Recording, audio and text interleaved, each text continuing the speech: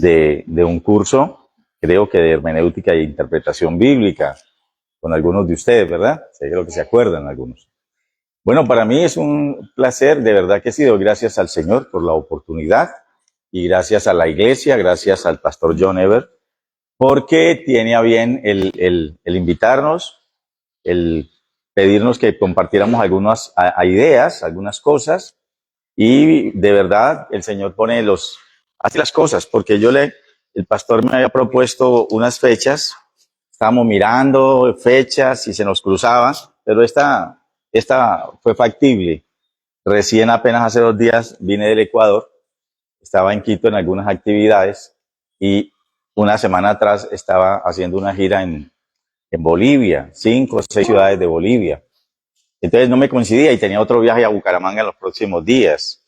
Pero bueno, el Señor nos permitió movernos en estas fechas y la disposición de ustedes de que fuera un día viernes, porque los sábados para mí son mortales. Noviembre, diciembre ya tenemos todas copados totalmente. Entonces, el poder hablar con ustedes sobre el tema de Iglesia Simple es la base. La base sobre la cual vamos a hablar es de Iglesia Simple. Iglesia Simple es el título de este libro, de Tom Rainer. Cuando yo conocí el libro y 2 libros derivados de este libro, porque esto es un proyecto, un proyecto de la editorial Lifeway y Holman. Tom Rainer fue presidente de Lifeway. Yo no me acordaba en qué fecha, pero ahora que venía en el auto fue que me acordé que yo conocí al autor, a Tom Rainer, lo conocí en 2019, hace 6 años. Tuve la oportunidad de conocer al autor porque en ese momento él era el presidente de Lifeway Global. Lifeway es la editorial cristiana más grande del mundo.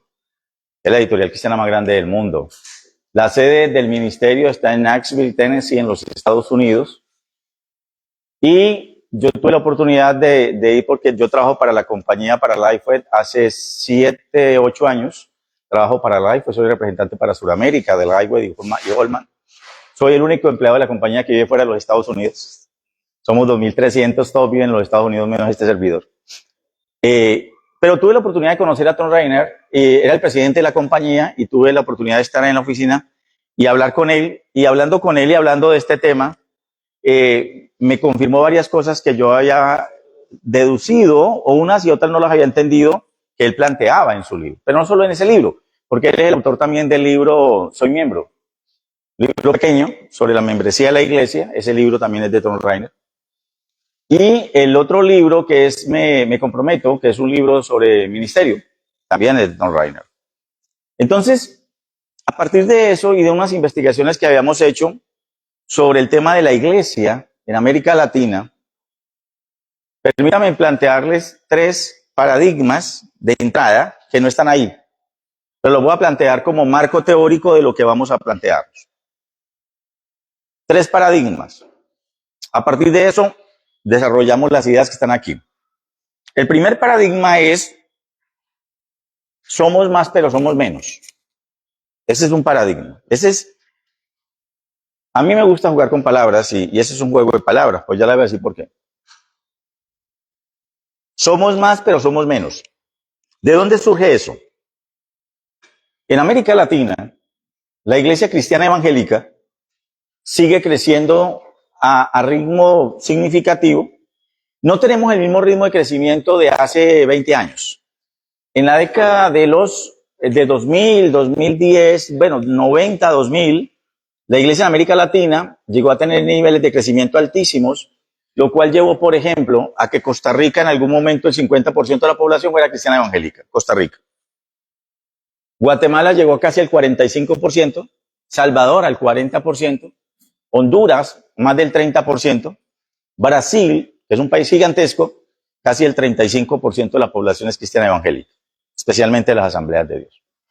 Es decir, en términos generales, aunque sea el ritmo de crecimiento de la iglesia en América Latina ha mermado un poquito, seguimos creciendo. Entonces, por eso el paradigma dice: somos más, pero somos menos. ¿Y por qué? Somos más en términos numéricos. Es decir, si usted hoy pregunta, Le voy a dar una cifra de Colombia.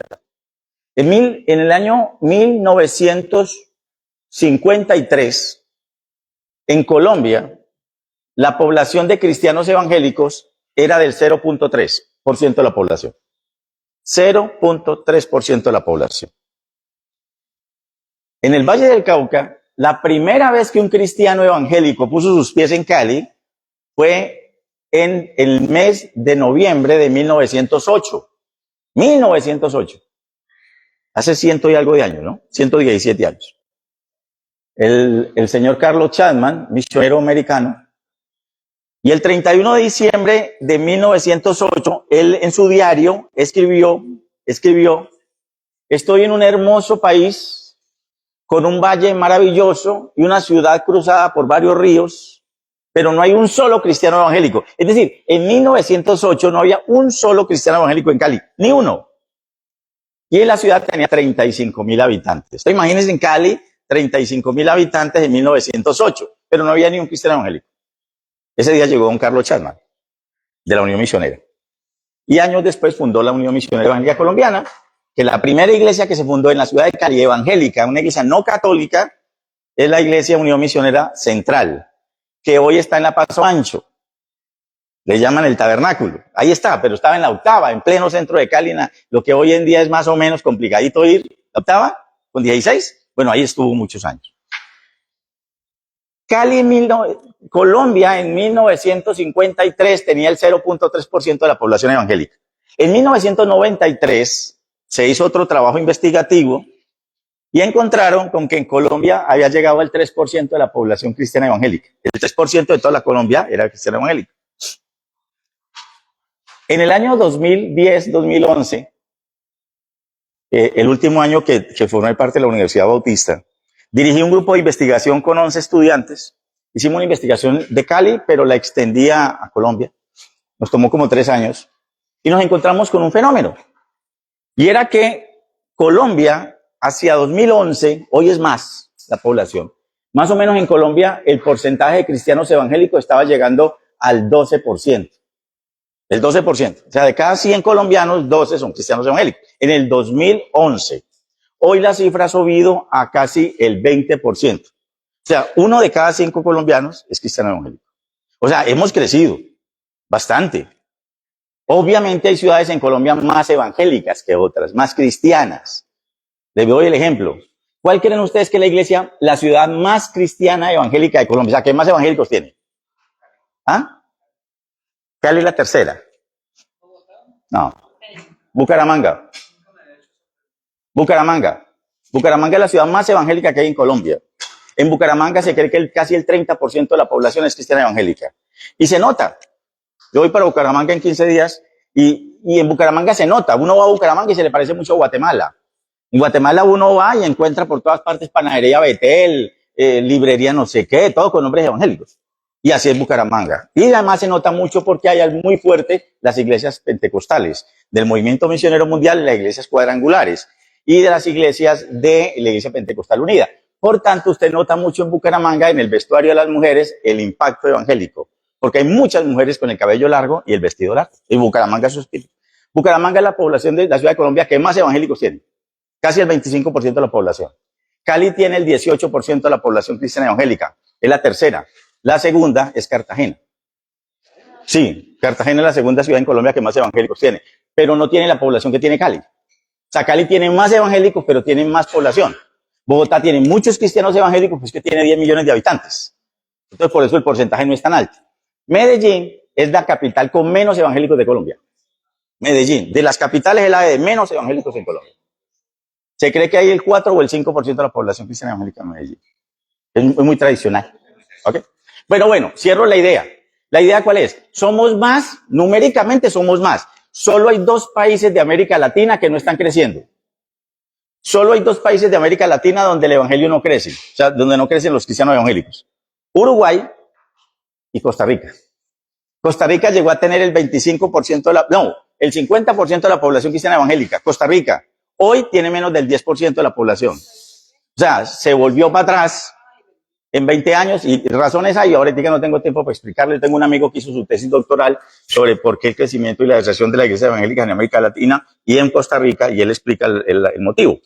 Pero, y Uruguay, un país pequeño, pero secularizado a morir. En Uruguay la gente no cree en nada, literal. Allá hay una iglesia de 300 miembros, es una mega iglesia. Es una mega iglesia en Uruguay. 300, hay una como de 600, eso es una mega. Ellos cuando escuchan hablar de Colombia, de que hay iglesias de 5.000, 10.000, 15.000, 20.000, 70.000, 80.000 miembros, que los hay en Colombia, pues ellos se aterran, ¿no? Somos más, pero somos menos. ¿Saben por qué somos más? Numéricamente somos más, pero somos menos influyentes en la sociedad, porque esta sociedad está acabada. Entonces, el deterioro moral de la sociedad demuestra que somos más, pero somos menos influyentes. O sea, somos más, pero menos influyentes socialmente. El impacto de las iglesias aquí es menor. Somos más numéricamente, pero hay más niñas, adolescentes embarazadas, más consumo de drogas. Es decir, el deterioro social es más grande a pesar de que somos más. Por eso el paradigma dice, somos más, pero somos menos. Segundo paradigma. El segundo paradigma dice, más haciendo menos y menos haciendo más. Más haciendo menos y menos haciendo más. ¿Ok? ¿Qué significa eso? Más haciendo menos y menos haciendo más. Yo le puse otro nombre. Se llama el paradigma 80-20. No. Paradigma 80-20. El 80% de los cristianos evangélicos están esperando que el otro 20% haga la tarea. El 80% de los cristianos está esperando que el otro 20% haga la tarea. O sea, de cada 100 miembros, más o menos los pastores cuentan con el 20%. Hace 20 días que estaba en gira en Bolivia, ya me acuerdo que ciudad estaba, en Cochabamba o en Santa Cruz de la Sierra, por allá, en una de esas. Antes de llegar a una que es un terror, el Alto. El jueves me encontré con unos amigos en Quito. Me preguntaron, porque generalmente vamos a las giras de distribuidores y de editoriales, vamos a todos los países, y yo nunca los veo a ellos allá. Me dicen, ¿tú vas a Bolivia? Sí. ¿A dónde vas a Bolivia? A todas las ciudades, a las 5 ciudades grandes. Ellos me dicen, no, yo voy a Santa Cruz, pero yo al Alto no voy, ni a La Paz. No se atreven. No, eso es terrible. Bogotá está a 1.600 metros de altura. Quito, 2.600. Quito a 2.800. El Alto, La Paz está a 3.850 metros y el Alto está a 4.150 metros de altura sobre el nivel del mar. Pregúntele a los jugadores por qué no les gusta ir a jugar allá. Es mortal. Yo he hablado con varios jugadores profesionales. Bueno, en la congregación donde el Señor nos permite servir, ha habido varios jugadores profesionales. Es más, el hijo del pastor es jugador profesional, Daniel Giraldo, que jugó en el Cali, Junior, Millonarios, ahora juega en Brasil. Daniel es hijo del pastor de nuestra iglesia. Y un día le pregunté, Dani, ¿qué verdad hay eso de jugar en el Alto? Me dijo, hermano, pastor, todo el que le dicen que va para el Alto a jugar, se hace loco, se hace el enfermo, se hace el lesionado, lo que sea. Y la razón es sencilla. Hace 15 días que yo estaba en el Alto, pues yo ya sé que me tengo que tomar un medicamento y que uno tiene que caminar así. Pero esto que estoy haciendo yo aquí, hablando y moviéndome en una conferencia, no se puede hacer en el Alto. Caes de una vez. Entonces él dice, le tiran el balón, sale corriendo, piensa qué va a hacer. O sea, el jugador piensa qué va a hacer. Voy a cabecearla, voy a pararla, voy a pasarla. Cuando está pensando, ya cayó el balón. Porque no hay oxígeno, no hay aire, no hay resistencia. Jugar allá es mortal. Él dice, corre una, pero no corre dos. Y es verdad, es terrible. Bueno, el paradigma dice que se llama el 80-20, ¿no? El 80% de los cristianos esperando que el otro 20% haga la tarea. Lo pregunté allá, lo he preguntado en varios países y todas partes. Es más, hay pastores que me dicen a mí, ya quisiera yo. Ya quisiera yo. Pero la media más o menos es el 15 o el 20%.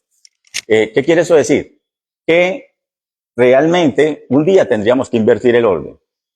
Que el 80% esté comprometido ministerialmente y el otro 20% pronto no. Esa es como la idea, ¿verdad?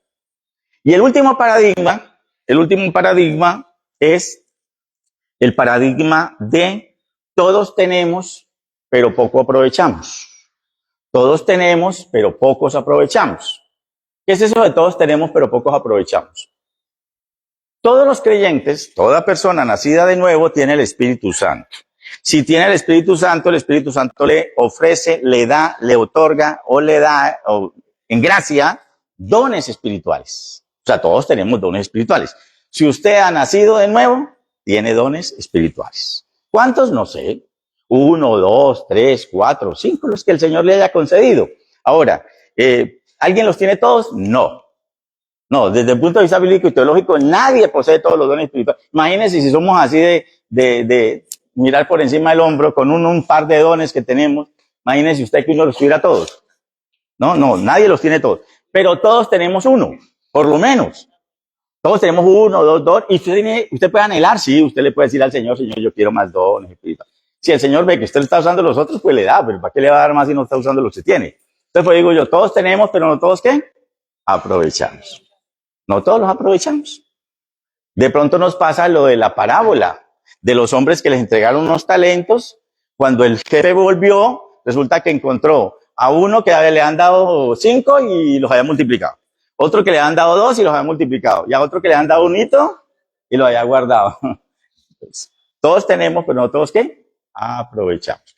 Entonces, a partir de esas reflexiones, de esos 3 paradigmas que quise plantearles, vamos a hablar un poquitico de lo que, de la base, que es el libro de Tom Rainer, Iglesia Simple, pero después voy a presentar una propuesta de cómo una iglesia o cómo algunas iglesias han hecho un desarrollo significativo basándose en el principio de trabajar sobre una iglesia simple, pero con el propósito claro de establecer el perfil del creyente.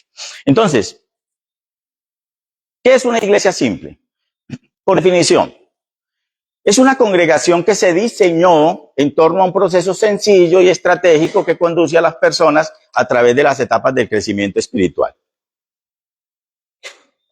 Hay 3 cosas ahí que quiero destacar en esa definición.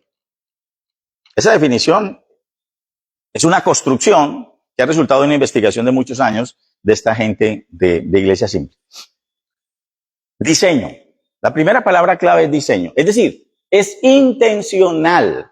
No una iglesia con el modelo de iglesia simple, no es una iglesia que surge de la noche a la mañana porque a alguien se le ocurrió, ¿no? De pronto apareció y surgió. No. Tiene que ver con un propósito. La palabra diseño significa algo que se piensa, se plasma y se ejecuta, ¿no? Los diseñadores lo que hacen es que se imaginan cosas. Un diseñador de interiores, un diseñador industrial, incluso un ingeniero, un arquitecto, usted le suelta un lote y usted ahí en el lote ve un lote, pero el tipo le saca a usted una casa con todo, 2, 3 pisos, le pone baño, le pone sala, le pone, no, patio interior y todo lo demás. Eso se le ocurre a alguien, pero ese alguien tiene que diseñarlo. Ahora, si se queda en el diseño, o sea, en los planos, pues muy bonito. Pero si se le entrega a alguien que lo pone por obra, es decir, que lo ejecuta, después vamos a ver el resultado. Entonces, cuando hablamos de iglesia simple, estamos hablando de una iglesia que tiene un diseño. Es decir, ha sido pensada, tiene un propósito, sabe para dónde va, ¿sí? La segunda palabra clave es proceso. Proceso. ¿Qué significa? Todas las cosas en la vida generalmente requieren procesos, todo. Desde nuestra propia existencia en la infancia, es un proceso. Todos vamos creciendo y vamos. ¿Cómo determina un médico que está fallando o que hay algo que está mal? Pues obviamente cuando el médico se da cuenta que algo que debería ser normal en un proceso se ha estancado. El crecimiento de un niño, algunas partes, la gente no ha madurado, no se ha desarrollado, entonces ahí hay un problema. Pero todo en la vida es proceso, todo en la vida es proceso. Cuando nosotros hablamos de que la iglesia simple forma parte de algo que es un diseño de procesos, significa que es algo que tiene que esperar. No se pueden esperar resultados así, ¿sí? Y eso está claro. Ahora, en términos, por ejemplo, del crecimiento de la iglesia, uno ve crecimientos de todo tipo. Crecimientos de todo tipo. Hay crecimientos que son como espuma, ¿no? Esos arrancan y espere y esperemos a ver hasta cuándo aguanta eso. Porque es probable que en algún momento dado, y ahí sí quedan los que son. Mire, la pandemia le demostró al mundo en general que muchos que estaban en la iglesia no estaban genuinamente nacidos de nuevo. Es muy claro. Yo he escrito varios artículos y cosas que publico, y una de las cosas que he sostenido durante los últimos 3 años es que la iglesia estaba llena de gente agradecida con Dios. ¿Por qué? Por fallas en la evangelización. ¿Cuáles son las fallas en la evangelización? Pues que empezamos hace como 15 o 20 años, nos contagiamos de una corriente de evangelización express. ¿Esa evangelización express cuál era? Salir a ofertarle a la gente soluciones rápidas a problemas inmediatos. Salir uno a la calle, encontrarse con una persona y decir, ¿usted tiene problemas? ¿Quién le va a decir que no? La mayor parte de la gente que sí. Con el esposo, con los hijos, con la salud, con la economía, con el trabajo, con lo que sea. ¿Usted tiene problemas? Sí. Venga Cristo. Cristo es la respuesta. ¿Qué tengo que hacer? Repita conmigo. ¡Prum! Oración. Y la persona va y le dice al pastor, una alma ganada para Cristo. No. Usted le ofreció a una persona que tenía problemas, que si hacía una oración, esa persona se le iban a solucionar los problemas. La persona llega a congregarse y resulta de que las cosas le empiezan a cambiar. Y entonces lo que la persona piensa es, wow, aquí es. Y se queda. Claro, y se queda agradecido con Dios. Ahora, usted no ve que crezca espiritualmente. Usted no cree que mejore espiritualmente. No se desarrolla espiritualmente, pero es buena gente. Buena gente. Y se queda. ¿Sabe qué demostró la pandemia? Que muchos de esos que estaban agradecidos con Dios, pero no nacidos de nuevo, marcharon. Marcharon. Bien pueda. Sigue. Ahí hay otro, claro que sí. Entonces, una de las cosas fundamentales es que hablamos de diseño y hablamos de proceso. Como es proceso, no es algo que nos debe desvelar, angustiar, porque a veces los crecimientos de las iglesias van de la mano de sus procesos. Y cuando los procesos son elaborados, pensados, diseñados, pues tiene que darle tiempo al proceso. Porque el proceso da maduración. Ahora, ¿qué pasa con un árbol al cual se le aceleran los procesos de maduración de sus frutos? El fruto no es lo mismo, porque se saltaron procesos. Es lo mismo que pasa en la vida cristiana. En la vida cristiana hay procesos. Entonces, cuando hablamos de diseño y hablamos de proceso, estamos hablando de esperar, de proyectarnos, incluso de tener paciencia. De tener paciencia. Y la última palabra de esta definición es crecimiento. Crecimiento.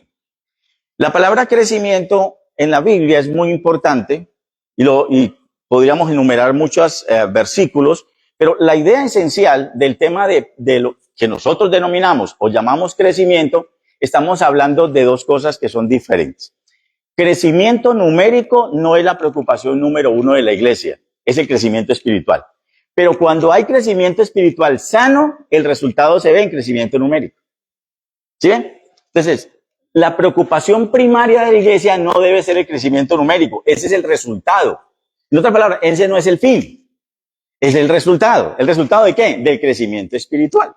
Cuando la iglesia crece espiritualmente, eso se ve evidenciado y reflejado en el crecimiento ¿qué? Numérico. Tarde que temprano llega el crecimiento ¿qué? Numérico. Entonces, la preocupación 1A de la iglesia no debe ser los números. Y aquí permítame hacer una mención de algo que decía a algunos pastores en Quito el domingo pasado, el sábado pasado, en una conferencia con pastores. A veces confundimos el concepto de fruto. Juan 15 habla de fruto. Juan 15 habla de fruto. 6 veces utiliza la palabra fruto. Para que llevéis fruto, más fruto, ¿no? Sea conocido vuestro fruto. Ojo, que la palabra fruto allí no es necesariamente numérico. La palabra en griego es carpón, se escribe con K, carpón, es la que se traduce fruto allí, ¿ok? Entonces, todas las 5 o 6 veces que Juan 15 habla de fruto, usa la palabra ¿qué? Carpón. Sí tiene que ver con un proceso, pero no tiene que ver con un crecimiento numérico. A veces decimos, uy, este hermano lleva frutos, invita gente y trae gente y lleva gente. No, eso está bien, pero eso no es lo que hace referencia a Juan 15. Les voy a mostrar por qué. Resulta que carpón, que es la palabra que se traduce del griego al español como fruto, es la misma que aparece en Mateo 7. Y es cuando Jesús le dice a sus discípulos, cuidaos de los falsos maestros y de los falsos profetas. Cuídense de los falsos maestros y de los falsos profetas. Y entonces los discípulos inmediatamente le van a hacer la pregunta y Jesús se les adelanta. ¿Cuál es la pregunta? ¿Cómo sabemos qué? Y entonces Jesús les dice, ojo, porque vienen a vosotros vestidos como ovejas, pero son lobos rapaces. Bueno, entonces ahí es peor, porque si yo escucho que cuídense de los falsos profetas y tengo la duda y cómo los identifico, y después me dice, vienen a vosotros como ovejas, pero son lobos rapaces, peor todavía, porque dice, me engañan. Pero Jesús, sabiendo que sus discípulos están confundidos, de una vez les tira la solución.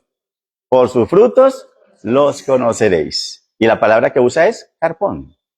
Por tanto, carpón no es fruto numérico, es fruto en el carácter, en las formas, en las formas. Entonces Jesús lo que les dice es, para distinguir a un lobo de una oveja, por sus frutos. Y no está hablando de frutos numéricos, por una razón muy sencilla, porque hoy hay gente que tiene frutos numéricos, pero no tiene frutos espirituales, pero tiene fruto numérico. Hay líderes de sectas que tienen una enorme cantidad de seguidores. O sea, si usted lo mira por números, William Soto Santiago, William Mario Baja, Oscar Candelaria, José Luis de Jesús Miranda, no sé, Juanita García Peraza, Mita, Aarón, todas ellas, todos ellos, tienen números. Aquí cerca nomás está el templo nonón ese que tiene William Soto Santiago y el tabernáculo de Braham. Eso es inmenso. Entonces usted dice, por su fruto, si usted va y mira allá, dice, wow, ¿y es una secta? ¿Sí me entiende? O sea, el fruto no está asociado con números, está asociado con carácter. Primero carácter. Es decir, con cambios genuinos en las personas. Entonces, esta definición de que es una iglesia simple es una congregación que se diseña, o sea, se piensa, se elabora, no queda a lo que venga, no, se piensa. Proceso estratégico que conduce a las personas a través de las etapas del crecimiento, ¿qué? Espiritual. Muy bien. Vamos entonces ahora a mirar que en una iglesia simple, el liderazgo y la iglesia tienen claro el proceso y están comprometidos a llevarlo a la práctica. En otras palabras, en una iglesia del carácter de iglesia simple, toda la iglesia sabe para dónde va. Toda la iglesia sabe para dónde va. Y todos se empeñan en aportar algo para que lleguen a buen fin. ¿Correcto? ¿Cuántos de aquí de pronto les ha tocado alguna vez estar en algo que se llama un proceso de certificación, de esos que hacen conteo, alguna cosa en las empresas, ¿no? Bueno, muy bien. ¿Ah? ¿Qué es lo que una empresa hace cuando está buscando acreditarse o certificarse? ¿Sí? Tiene que organizar todos sus procesos, pero lograr que todos los empleados sepan para dónde es que van y puedan responder. Yo tuve la oportunidad en los últimos meses de ver a mi esposa en eso. Mi esposa es enfermera jefe y es la coordinadora del departamento de pediatría del hospital departamental. Tiene un poco de gente a cargo en el hospital. Y en estos días están ya meses en proceso de certificación para nivel 4 y no sé qué más cuentos del hospital. Entonces, una de las cosas que ella tenía que estar haciendo cuando le avisaban, vienen los de las entidades que vienen 2, 3 días a revisar todo, es desde el portero, usted tiene clara la visión, la misión, sabe para dónde vamos, sí, todo el mundo, hasta el director. ¿Sí me entiende? Todo el mundo tiene que saber para dónde es que van. Porque estas personas vienen y escogen a cualquiera. Cualquiera, llaman a una enfermera, a un médico, a un internista, lo que sea, lo llaman y dicen, venga, y le piensan a preguntar. Entonces todo el mundo tiene que estar metido en el cuento. Así pasa con la iglesia simple. La idea es que el liderazgo y la iglesia en general tienen bien claro ¿qué? El proceso. O sea, saben de dónde están y para dónde van y cómo es que tienen que caminar. Creo que ahí esa sería la diferencia. Porque por lo menos todo el mundo está tirando por el mismo lado.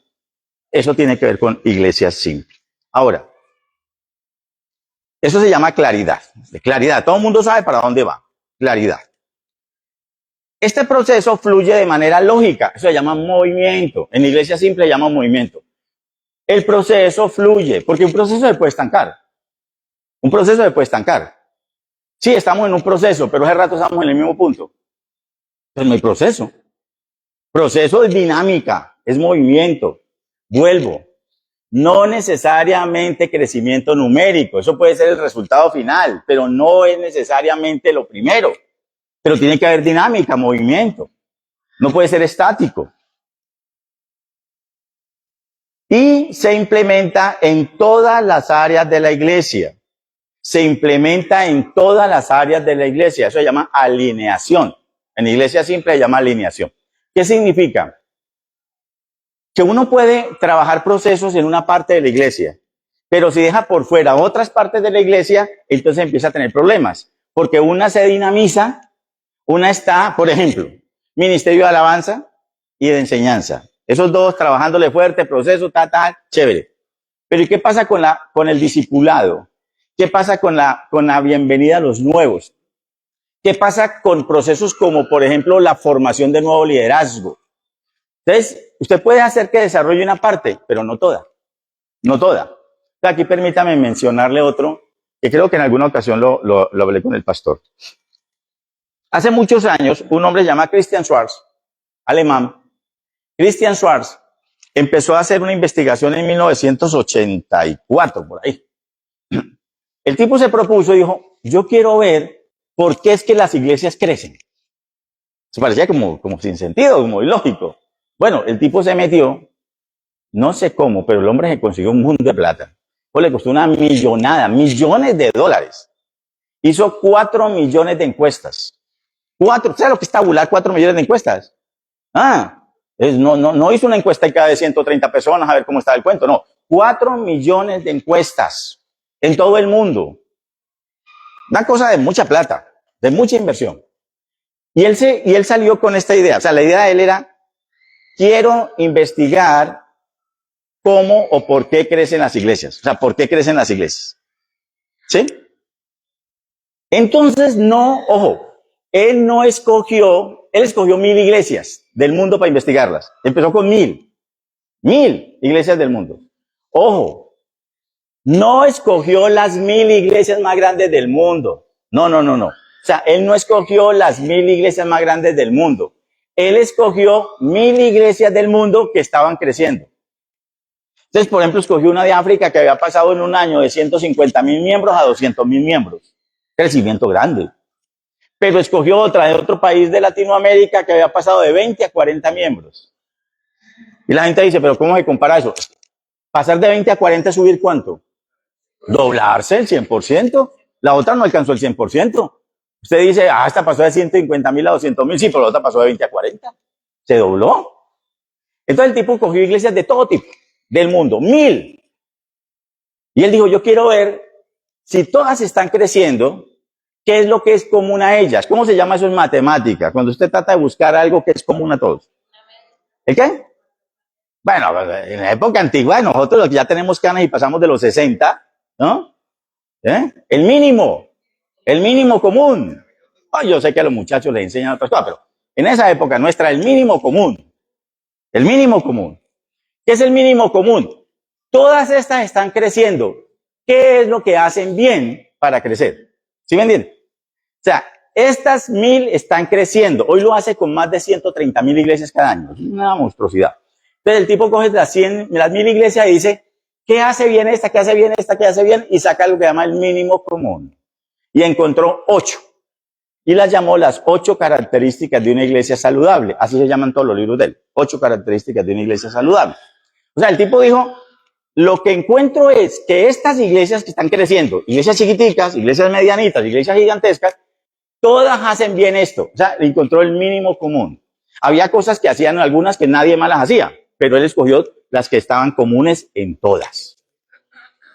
Eso ya es motivo de otra conversación, porque pues, hablar de las 8 aquí. Pero lo que quiero mencionar es que el tipo dijo, bueno, si estas 8 cosas les funcionan a todos, quiere decir que son importantes.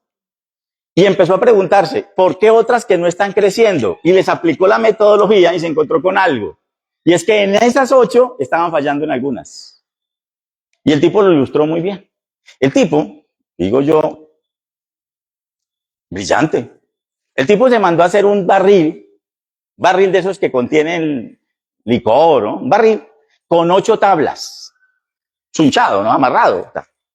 La única vez que vino a Colombia, en Bogotá, fuimos a escuchar la conferencia. Pues yo llevaba mucho tiempo leyendo sobre iglesia, sobre las 8 características de la iglesia. Y el tipo llega en una iglesia gigantesca en Bogotá, y el tipo llega y pide, cuando va a dar la conferencia, pide que le traigan el barril, un barril que han mandado a hacer. Y lo traen. Pero él pide que al barril le corten una de las tablitas, más bajito. Está todas arriba, pero hay una que está más bajita, ¿cierto? Cortan una de las tablitas. Entonces pide una manguera y empieza a echar agua. Imaginen una iglesia entapetada y todo eso. Y el tipo echando agua. Y les preguntaba, ¿quieren crecimiento? ¿Quieren crecimiento? Y todo el mundo, sí, sí, sí. Y entonces seguía echando agua. El que más preocupado estaba era el pastor de la iglesia local, porque estaba botando el agua ya. ¿Qué se imaginan ustedes? Pues que el agua se estaba botando ¿por dónde? Y el tipo le dice a uno sencillo en esa conferencia, le dice, mire, usted puede estar haciendo bien 7 cosas, pero con una que esté haciendo mal, por ahí se le va el crecimiento. Usted puede estar de acuerdo o no con el tipo, pero el tipo es lógico. Usted le puede echar toda el agua que quiera a ese barril, pero siempre se le va a descargar el agua por ahí. Entonces lo que el tipo dijo es, si usted quiere hacer las cosas, hágalas bien en todas las esferas, porque si las hace bien en unas y no en otras, por ahí se va. Bueno, entre las 8 están en un culto dinámico, alabanza no sé qué, bienvenida no sé cuánta, cada miembro de la iglesia haciendo lo que tiene que hacer de acuerdo a sus dones espirituales. Bueno, las 8 características de la iglesia saludable. Alineación, ¿qué significa? Que todas las áreas de la iglesia deben estar coordinadas. Porque si hay una que está descoordinada, probablemente por ahí se va a ver afectada el crecimiento de la iglesia. Y todo el mundo dice, pero es que le estamos metiendo aquí, le estamos metiendo aquí. ¿Y qué hacemos allá atrás? A los que nos gusta el fútbol, a mí me encanta el fútbol. Oh, yo soy futbolero. Me encanta el fútbol. Mi corazón sufre mucho porque mi equipo amado anda ahora pues en capa caída, ¿no? Sí, sí, sí. Un verdadero hijo de Dios jamás sería hincha del América. Jamás. Gracias. Entonces, los futboleros sabemos que usted puede armar un buen equipo del medio para arriba. Usted puede tener lo que de ahí para arriba los monstruos que quiera. Pero si usted tiene una defensa floja o un mal arquero, no hace nada. Por ahí se le meten. Listo, sencillo. Usted puede tener de ahí para arriba lo que quiera. Pero si usted no se defiende bien, a la otra, usted puede tener una tremenda defensa. Tremendo equipo. Nunca le hacen goles, pero no hace un gol que no tiene quien lo haga. ¿Sí me entienden? O sea, el tema del equilibrio.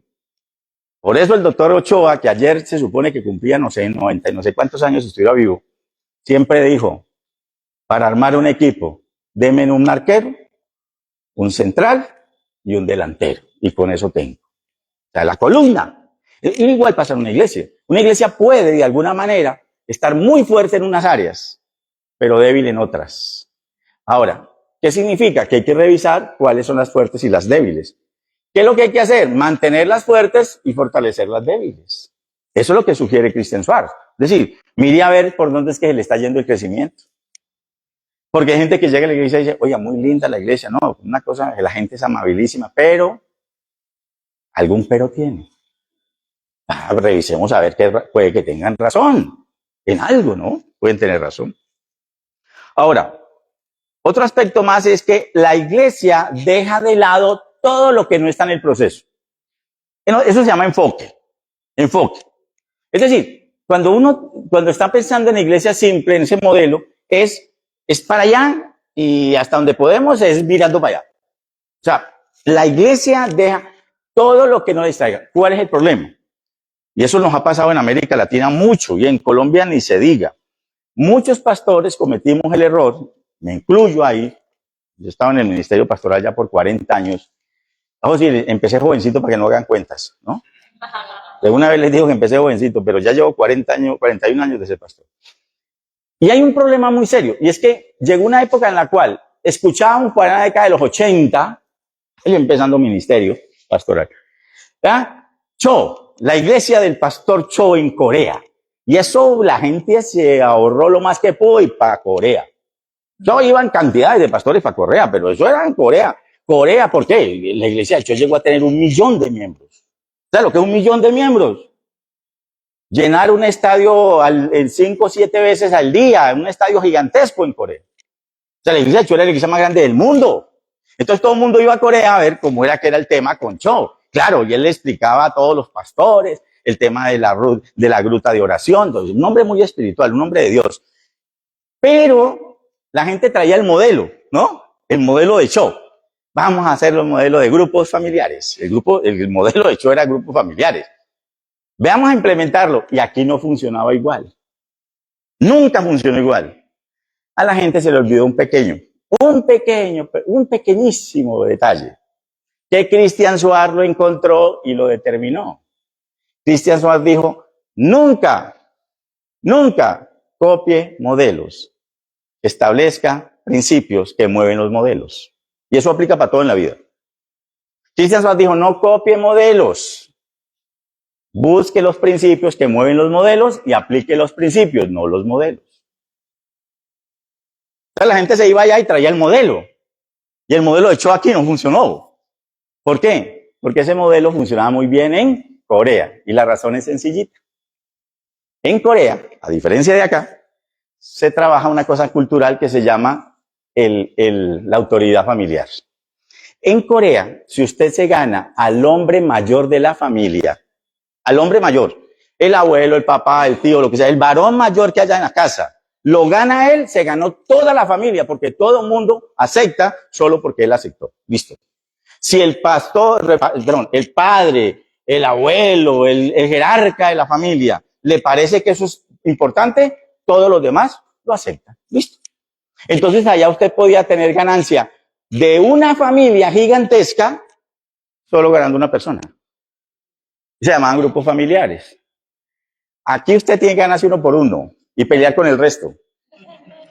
Usted va a hacer un estudio bíblico en un hogar y eso es un lío, porque si al hijo no le gusta prende el televisor a esa hora o pone música, lo que eso tiene que luchar es con todo el mundo, ¿sí o no? Pero resulta que el modelo de hecho no funcionó aquí en lo mismo. ¿Por qué? Porque la idiosincrasia y la cultura son diferentes. Entonces, cuando el pastor Tovar en Neiva empezó a sacar un proyecto, y eso todo el mundo iba para Neiva, Neiva. Después, cuando César Castellanos en Bogotá, todo el mundo va donde César Castellanos. Pues cuando John Milton aquí, todo el mundo va a ver cómo es el modelo de John Milton. No está mal, pero se traían los modelos. Lo que hay que identificar es los principios. El principio es lo que está detrás de un modelo. El principio se puede adaptar, el modelo no. El principio sí. Se identifica los principios y los pone. Eso funciona en casi cualquier cosa. En economía, funciona en la industria, en lo que sea. No copie modelos. Identifique los principios detrás del modelo. Sí.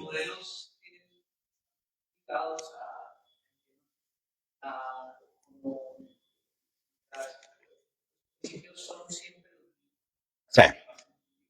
Un ejemplo de ello. Jesús le lavó los pies a los discípulos. ¿Sí? Lavó los pies de los discípulos.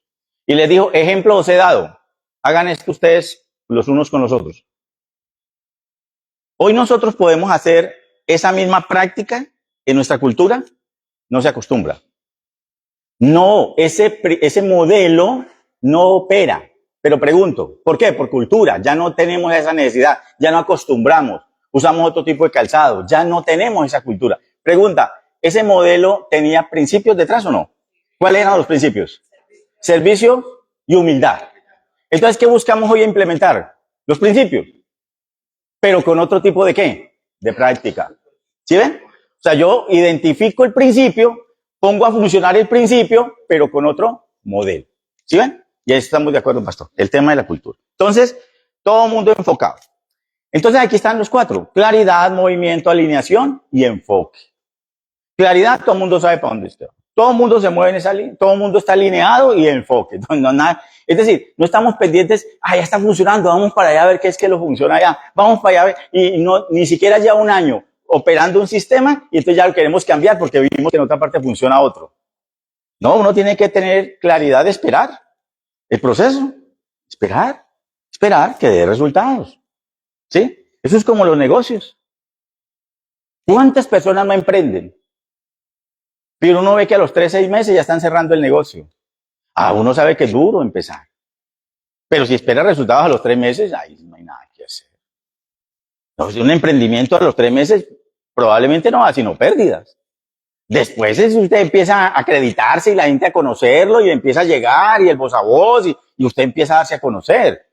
¿Quiénes son los que se sostienen en los negocios? Los que tienen paciencia, los que perseveran, porque saben que tarde que temprano eso va a operar, puede funcionar. Si está bien pensado, ¿cierto? ¿Cuál es el problema? El problema es que a veces somos muy inmediatistas. Si algo no da resultado rápido, cambiamos el modelo. Y entonces lo que hacemos es todo ese tiempo que invertimos ahí, lo perdimos. Vuelve y arranca, vuelve y juega. Ese es el problema. Ahora, una iglesia simple entiende que las personas están en diferentes lugares y en distintos puntos de su recorrido espiritual y que este es un ¿qué? Proceso. Es importante. A mí me encanta Efesios 4. Es mi pasaje favorito de todo el Nuevo Testamento. Mi pasaje favorito de toda la Biblia es Nehemías capítulo 8, versículos 1 al 12. Ese es mi pasaje favorito de toda la Biblia. Pero el Nuevo Testamento es Efesios 4. ¿Por qué Pablo le está diciendo a la iglesia a los Efesios? Y él mismo constituyó a unos apóstoles, evangelistas, pastores, profetas, maestros, a fin de perfeccionar a los santos para la obra del ministerio. Hasta que, y ahí vienen los plurales, todos lleguemos a la estatura de plenitud de Cristo. No seamos fluctuantes. ¿Sí ven? Los plurales. Entonces, ¿qué significa eso? La meta de Efesios 4 es que todos los creyentes lleguen, no que una parte de la iglesia llegue. Voy a usar un ejemplo del deporte también, del ciclismo. En el ciclismo existen las competencias individuales y las competencias por equipos, sobre todo las contrarreloj. La contrarreloj individual es cuando cada deportista sale de un punto, tiene que llegar a otro punto y hacer el recorrido en menor cantidad de tiempo posible, ¿no? Entonces le calculan a todos cuánto se demoran. ¿Cuánto se demoran? Entonces el que menos tiempo tome, pues ese gana. Pero existe una competencia que llama la prueba por equipos. Y a mí me encanta la prueba por equipos. Por ejemplo, todos los equipos son de 6 corredores, o de 8 corredores, o de 10 corredores, dependiendo de la competencia. Ok, vamos a hacer el ejemplo con una competencia por equipos de 8 corredores. ¿Saben ustedes que en las competencias ciclísticas por equipos no toman el tiempo como ganador al que pasa primero? Se llama la última rueda. La última rueda quiere decir ¿qué? Hasta que el último del equipo pase. Ahí le marcan el tiempo. Entonces, ¿eso qué hace? Que todo el mundo tenga que ir igual. Uno no se puede retrasar porque retrasa el equipo. Y los otros no se pueden ir muy adelante porque afectan al equipo. Entonces usted dice, pero no es justo porque hay unos que son... Sí, ¿qué hacemos? La competencia dice, se mide el tiempo con la última rueda. Listo. A veces hay competencias como el Tour de Francia que dice de 8 con la séptima rueda se mide. Es decir, permiten que uno se quede con la séptima, pero nunca con la primera. Y eso sabe que se asemeja a Efesios 4. Hasta que todos lleguemos. En una iglesia que cumple bien el propósito de Dios, todos deben llegar. Eso incluye a los ancianos de la iglesia, eso incluye a los niños de la iglesia. Hoy que estaba reunido con las personas que nos van a acompañar en el Congreso de Educación Cristiana, estamos hablando de varios temas, pero una de las cosas que estaba planteando es, tenemos una dinámica, y es esta, enseñarle a la iglesia que los niños son importantes, que los jóvenes son importantes, que los adolescentes son importantes, pero los ancianos son importantes también. Una iglesia no puede descuidar ninguna área de sus creyentes, porque hay iglesias que se han envejecido. ¿Qué se han envejecido? Se dedicaron a los adultos y se olvidaron de los niños. Pero hay iglesias que están concentradas en los jóvenes. ¿Sí? Hace como, en junio, tuve la oportunidad de estar conversando con el pastor Andrés Corson, el de Su Presencia, Bogotá.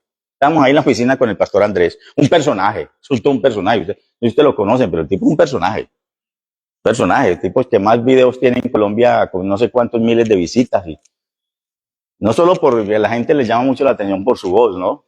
Esa voz así, cosa que él tiene. Pero el tipo es un personaje, el tipo es un predicador espectacular. Y una de las cosas que yo le admiro a la iglesia de Su Presencia, que es una mega. Usted va para ir a un culto de Su Presencia, tiene que estar dispuesto a hacer la fila. Y eso entra a un culto y en 15 minutos sacan a todo el mundo y entran a todo el mundo y eso son 15 o 20 mil personas. Eso no es un monstruo, iglesia en Bogotá. Y una de las cosas que hablamos con el pastor Andrés es que ellos hace años son muy fuertes en juventud. Claro, la juventud de esa iglesia es fuertísima.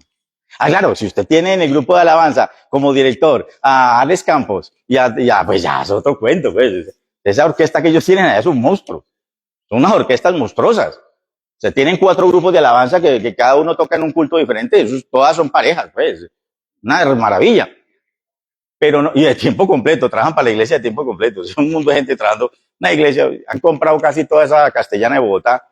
Tienen como 5 manzanas, ya casi todos son de ellos. Sí, es impresionante. Pero una de las cosas que hablábamos con el pastor Corso, eso no se logró, sino cuando se dieron cuenta. ¿Y usted le ve la iglesia infantil a esa iglesia? Oh, eso es una locura. Esa iglesia infantil, oh, eso es mucha organización, muchos maestros preparados. No, una cosa de locos, una cosa espectacular. ¿Usted ve el trabajo con adolescentes? No. ¿Usted trabaja con jóvenes? Pues ya les digo, pues el trabajo con jóvenes es una locura completa. Pero atienden a los adultos, atienden a los ancianos y a las personas que tienen problemas de eso de lenguaje de señas y todo, los cultos se los ponen también. ¿Sí me entiendes? O sea, ¿puede llegar a una iglesia? Claro, llegaron ellos. Pero lo que yo quiero decir es que todas las esferas de la iglesia tienen que ser cubiertas. Todas las áreas. Los niños no se pueden descuidar. Hay que tener muy buen lugar para la atención, muy buenas clases y buenos maestros. Adolescentes igual. Jóvenes igual. Ese intermedio entre el adolescente y el joven que a veces queda en el vacío es un problema. Es un problema. Esos de los 13, 14 a 15 años que no son ni adolescentes ni son jóvenes todavía, eso es un problema. Hay que tratarlos.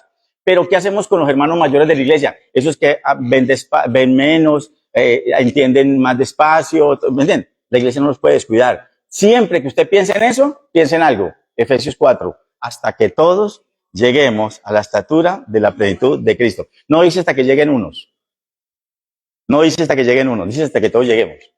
Ese es el tema. Ahora, ¿qué significa eso? Bueno, permítame plantearles unos pasos sugeridos en este proceso. Cuando una iglesia quiere empezar un proceso de iglesia simple o de reestructuración, avanzando hacia lo que se llama iglesia basada en el modelo de perfil del creyente, lo primero que debería hacer es hacer un alto para pensar. Y en la oración escuchar al pastor que se lleva algunos meses orando, o un tiempo pensando, la iglesia se tiene que repensar. O sea, la iglesia tiene que hacer un altico y decir, venga, venga, ¿no? De pronto estamos haciendo muchas actividades, muchas cosas. Paremos un ratico y pensemos, ¿qué estamos haciendo bien? ¿Qué no estamos haciendo bien? ¿Qué tenemos que dejar de hacer?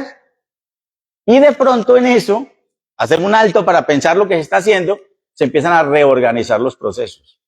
Hay cosas que hacen lentas los procesos de las iglesias. Cosas que uno cree que son importantes y a la postre no son importantes. Lo que no es fundamental para el proceso, de lado. Y vamos para adelante con otra cosa. Reorganizar los procesos y a veces demoler para volver a construir. A veces toca.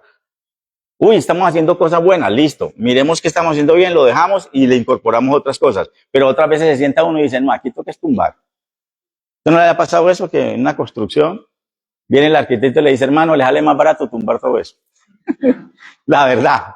Le dice, hermano, ¿usted sabe cuánto cuesta hacer todo eso que usted piensa hacer? Hermano, yo le sugiero, tumbe eso y arranque de cero. ¿Usted le parece durísimo?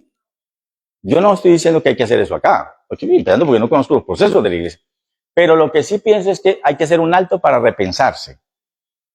¿Qué hemos estado haciendo? Los que venimos de tradición bautista, yo soy pastor bautista. Mi padre fue pastor 61 años. Ya, mi padre está muy mayor, tiene Alzheimer. Me duele mucho cuando voy, a veces no me reconoce, no se acuerda quién soy. Pero mi papá fue pastor 61 años.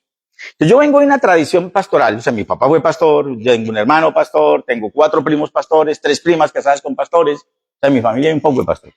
¿Sí?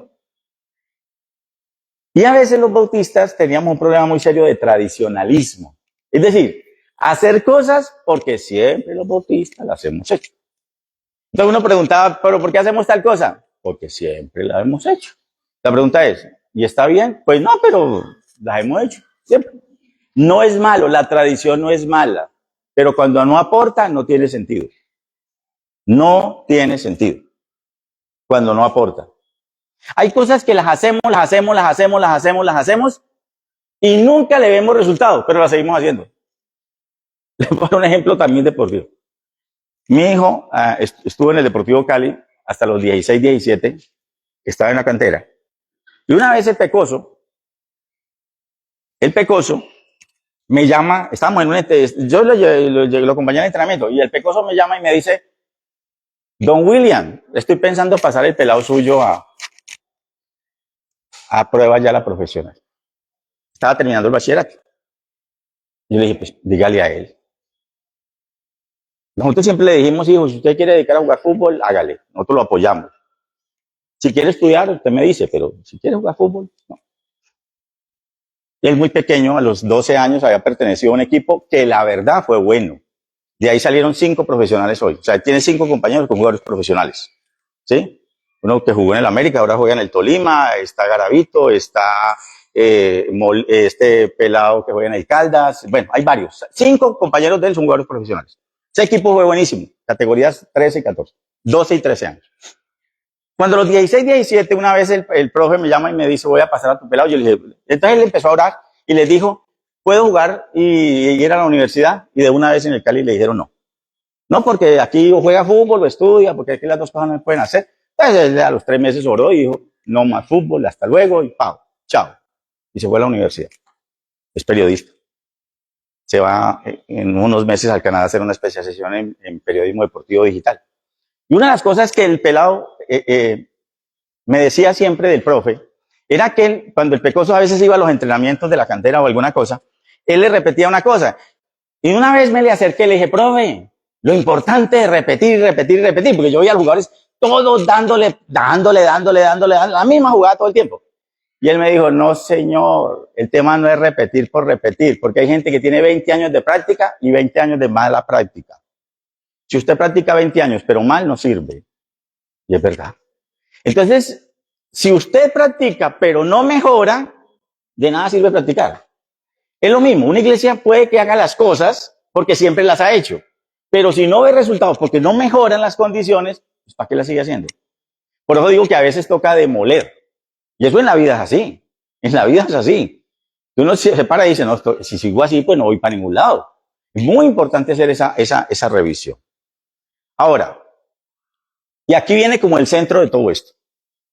La iglesia aquí tiene claro qué tipo de creyente quiere formar. Lo que llama el perfil del creyente. ¿Qué es eso?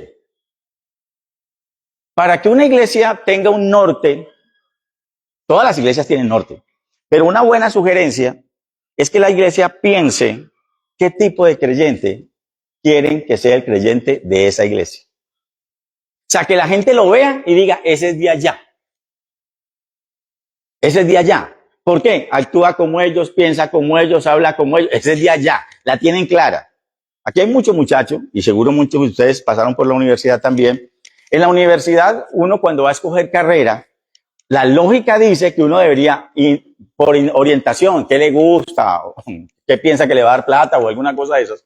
Pero empieza a pensar en algo que llama el perfil de la carrera. Entonces va y pregunta, yo quiero estudiar Derecho. Derecho es derecho, ¿sí o no?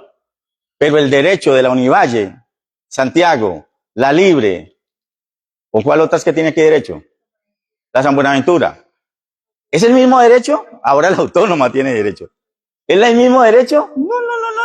No. Usted tiene que saber cómo sale formado el abogado de la Autónoma, cómo sale formado el perfil del abogado de la Libre. ¿Se acuerdan que la Libre es una universidad,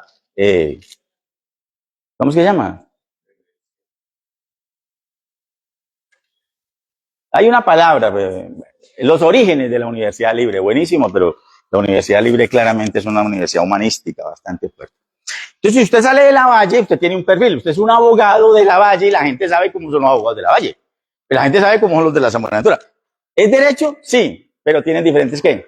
Perfiles. ¿Sí ven? ¿Sí ven? Entonces, ¿qué significa eso? Que la iglesia debe tener claro el perfil. ¿Qué tipo de creyente es el creyente? ¿Cómo se llama la iglesia, mi pastor? Iglesia Bautista Roca Eterna. Maravilloso. Muy bien. Entonces, que la gente pueda decir, wow, ¿cómo es un creyente de la Iglesia Bautista Roca Eterna? ¿Cómo es? O sea, ¿cuál es el perfil? Porque cuando yo tengo definido el perfil, yo ya sé para dónde voy. Porque la persona llega, entonces permítame ilustrarlo de esta manera. El ahora y el futuro. ¿Qué es el perfil del creyente? Una persona llega nueva a la iglesia, está aquí, parado aquí, pero nosotros queremos que en 3, 4, 5 años sea así. Ese es el perfil. Perfil es cuando yo proyecto al futuro la idea de cómo debe ser la persona. Es lo que hacen las universidades, que le dicen a usted, el egresado de la Facultad de Derecho de la universidad tendrá este perfil. Sabrá esto, podrá hacer esto y ta. ¿Sí me entiende? O sea, así lo van a formar. ¿En cuánto? 3, 4, 5 años. Entonces, ¿qué es el perfil de la iglesia? El perfil de que la iglesia empiece a pensar qué tipo de creyente quiere formar la iglesia bautista Rocket. ¿Sí ven? Cuando la iglesia tiene claro el perfil, o lo ha discutido, lo ha analizado, entonces la iglesia empieza a pensar, ¿qué tengo que hacer para que esa persona sea así? Los procesos. ¿Sí? Entonces, definir el perfil es establecer un ideal. El perfil siempre es un ideal. ¿Cómo nos gustaría que fuéramos? Ahora, uno puede partir de una pregunta, y es, ¿cómo somos? ¿Cómo somos los hermanos de aquí, de esta iglesia? Hay cosas que compartimos con creyentes de otras iglesias, pero hay cosas que los hace únicos a ustedes. Hay iglesias que a usted la tienen clara. Por ejemplo, hay modelos donde usted sabe que en esa iglesia todo el mundo tiene que hacer ciertas cosas, porque ese es el modelo de la iglesia. Y eso no cambia. Las iglesias que tienen los grupos celulares como modelo de crecimiento, todo el mundo apunta a eso. No importa, ese es el modelo. Entonces todo el mundo sabe que es para allá. Es más, le dicen cuál es la visión y la misión y se la saben de memoria. Usted le pregunta a los hermanos de la iglesia, ¿y cuál es la visión de la iglesia? ¿Cuál es la misión de la iglesia? Eso está clarito. Tienen claro eso. Usted puede estar de acuerdo o no, yo puedo estar de acuerdo o no, pero les funciona así. Pero la pregunta es, ¿cómo es el creyente ahora y cómo lo queremos en el futuro? Se llama perfil de creyente. La iglesia puede sentarse a pensar cómo es el creyente que queremos formar. ¿Para qué? O sea, ¿para qué nos preguntamos eso? Para salir de la realidad al ideal. Es decir, el ideal es este. Este ideal, recuerden que hablamos de procesos, este ideal no se consigue en 15 días. Mínimo 3 años, 4 años, 5 años. O sea, esto no es una cosa que se va a conseguir en 15 días, en un mes, no. Por eso el ideal lo tiramos al futuro, un futuro, claro, puede ser a 2 años, 3 años, incluso 10 años, pero la idea es todos. Ahora, la pregunta es, eso con los nuevos, ¿y qué hacemos con los antiguos? Con los que ya estamos aquí. Hacer un proceso de reconversión, reingeniería. Es decir, toca ir ajustándonos nosotros también a eso. Porque si no nos ajustamos nosotros a ese modelo, ir cambiando lenguaje, actitudes, comportamientos, saber a qué le vamos a apuntar. Ahora, ¿cuál es el objetivo entonces? ¿Cuál debería ser el objetivo cuando una iglesia tiene claro el perfil? El objetivo es alcanzar ¿qué? Es decir, estoy aquí, quiero llevarlo allá, pero para eso tengo que hacer un ¿qué? Proceso. ¿Sí? Ese es el modelo. Ahora, cuando yo tengo esto claro y todo el mundo lo tiene claro, eso es como cuando la acreditación. A cualquiera le pueden preguntar y todo el mundo sabe para dónde es que van. ¿No? La visión, la misión, el modelo, todo el mundo lo tiene claro. Por tanto, no nos distraemos con otra cantidad de cosas que aparecen nuevas, ¿no? Y llegan, pastor, si viera que viene internet, el apóstol no sé quién, el profeta no sé cuánto, el hermano no sé quién, la señora no sé qué dijo tal cosa. Y esas cosas no nos deben distraer. Si tenemos claro, vamos para allá. Ahora, ¿que hay que hacer altos para hacer evaluaciones? Sí. Uno hace altos, evalúa qué le está funcionando, qué no, pero no está cambiando cada rato. No, eso no puede estar cambiando cada rato, porque entonces nunca va a haber resultados. Los resultados son el fruto de los procesos. Ahora, el mejor ejemplo fue Jesús. Jesús había podido hacer algo milagroso con sus discípulos y en un solo instante cambiarlos. No. ¿Cuántos años pasó con ellos? 3 mínimo 3. Y si usted evalúa, con poquitos consiguió el objetivo. Porque la mayoría de ellos al final estaban más perdidos. ¿Ustedes recuerdan cuando dice que cuando ascendió? Dice, vinieron y le adoraron, pero algunos dudaban. Hasta la última pregunta en Hechos capítulo 1, versículo 6 fue, ¿restaurarás el reino de Israel en este tiempo? Y ya lo había contestado 3 veces esa pregunta. 3 veces les había contestado la pregunta y volvieron y le preguntaron lo mismo. Y el mejor ejemplo, Pedro. La mano derecha, el más cercano. El hombre que estaba ahí con Jesús todo el tiempo. Que Jesús preguntaba algo y saltaba inmediatamente a responder él. No, el tipo que siempre estaba en la jugada. El más cercano. ¿Y qué hizo en la noche que los Jesús lo entregaron para crucificarlo? Por la mañana, como a las 8:30 de la mañana, cuando estaban reunidos y le lavó los pies, Jesús dijo, el pastor será herido y las ovejas serán dispersas. Todos ustedes me van a negar. ¿Quién saltó a la mitad del salón? Pedro. ¿Y qué dijo? Todos estos te podrán negar, pero yo, Pedro, jamás contigo hasta el final. Hasta el infinito y más allá. ¡Pam! ¿Qué pasó 12 horas después? ¿Qué le dijo Jesús? Pedro, Pedro, el diablo lo está buscando para zarandearlo. Yo solo le voy a pedir al Padre que no le vaya a fallar la fe. ¿Qué pasó 12 horas después? Ni siquiera 12 horas después. Lo llevó a orar. ¿Y qué se quedó haciendo Pedro? Y eso que el Señor le ha dicho, el diablo lo está buscando para zarandearlo. Se quedó dormido. ¿Cuántas veces? 3. Jesús le dijo, Pedro, antes que el gallo cante, me vas a negar 3 veces. Pedro dijo, yo no. Vino una muchacha y le dijo, oye, tú eres como Galileo, ¿no? No, yo no lo conozco, yo no sé quién es. Vino un soldado, vino otro, y al último maldijo el que había dicho por la mañana, contigo hasta el final. ¿Sí ven? Y ese era el mejorcito. Ese era el mejorcito. Los procesos no siempre dan resultados al tiempo que uno quiere. Yo siempre he dicho, Pedro hasta la cruz fue un seguidor de Cristo. De Hechos 3 en adelante fue un discípulo verdadero. El discípulo va hasta el final. El seguidor va hasta el borde de la tumba, pero no se entierra. El seguidor no. La pandemia nos demostró que la iglesia estaba llena de seguidores agradecidos con Dios. Muchos no se quisieron sacrificar y se apartaron. ¿Sí ven la diferencia? Entonces, el objetivo es procurar que la gente llegue. Ahora, permítame usar ejemplos de 3 iglesias. Voy a dar los nombres, pero no voy a identificarlas específicamente. Bueno, primero reconociendo que, como es un proceso, hay gente que va como en esa flechita, ¿no? Van disparar. Hay gente que llega a la iglesia y eso se dispara, ¿no? Esos rapidito llegan al liderazgo y eso lo dominan todo, manejan todo, se meten con Dios y eso van es como un tiro. Hay algo otros que les toca pasito a pasito, van ahí, pero ahí van, ¿no? Y otros de pronto se disparan y ahí me faltó una figura y es cuando usted va así y va para abajo y va para arriba y va para abajo. Ahí va. Montaña rusa, ¿no? Y entonces esos son los creyentes que les dicen, ¿y cómo vas, hermano? Ahí, hermano, pasando por un desierto, pero, ¿no? Hay como medio estancadito. Eso es como cuando usted maneja carro. En una trepada brava como en las de Manizales, usted no se puede estancar, porque usted para el carro allá en la mitad del camino y le devuelve. Entonces ese cuento de que es que estoy como estancadito, no. Usted no está estancado, usted está yendo es para atrás. En la vida cristiana no hay gente estancada. O va para arriba o va para abajo. No hay otra alternativa. Ahí no hay nada medio. No, va para arriba o va para abajo. Eso no hay más. Entonces, una iglesia llamada Emmanuel, la primera pregunta que se hizo es, ¿qué tipo de discípulo queremos formar en esta iglesia? Es decir, el perfil del creyente. ¿Cómo es el creyente que anhelamos aquí en la iglesia? ¿Cómo es? Porque cuando yo ya sé qué tipo de creyente quiere formar, todos los esfuerzos se aplican a eso. Esa es como la idea. ¿Sí? ¿Qué le tenemos que dar para que llegue a ser así? ¿Qué tipo de discípulo queremos? ¿Qué tipo de creyente identificar a esta iglesia?